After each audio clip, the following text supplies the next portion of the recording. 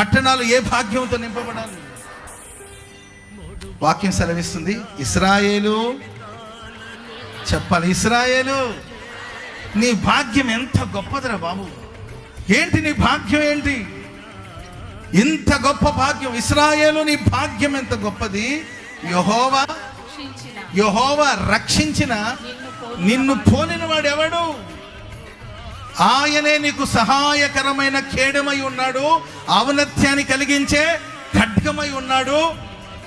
నీ శత్రువులు నీకు లోబడినట్లు వేషము వేస్తారు, నీ వాళ్ళ జుట్టు పట్టుకొని తీసుకుని వెళ్ళి ఉన్నత స్థలాల మీద వాళ్ళని త్రొక్కుతావు. చప్పట్లు కొడదాం అందరూ గట్టిగా.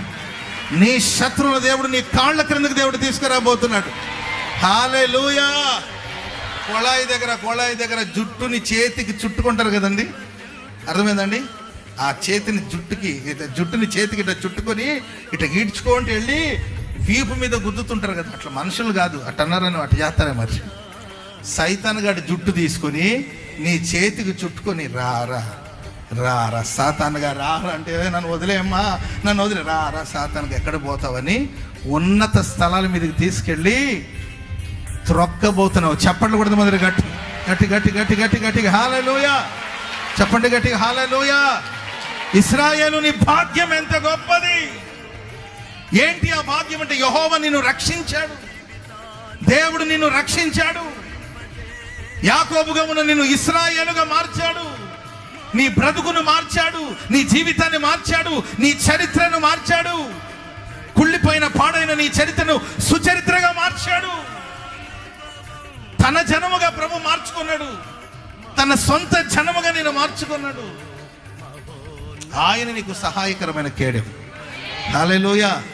సహాయం చేయట కొరకు మేఘవాహనుడై ప్రభు రాబోతున్నాడు. మేఘవాహనుడై ప్రభు రాబోతున్నాడు. ఎవరు రారని అనుకోవద్దు, ప్రభు రాబోతున్నాడు.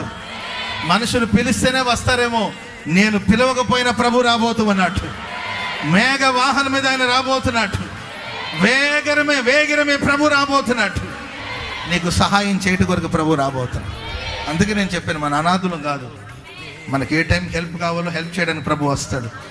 అది మిడ్ నైట్ కానీ, పట్టపగలు కానీ, మధ్యరాత్రి కానీ, మిట్ట మధ్యాహ్నం కానీ, మధ్యరాత్రి కానీ, అది ఉదయం కానీ, రాత్రి కానీ, ఏ సమయమైనా. Praise the lord.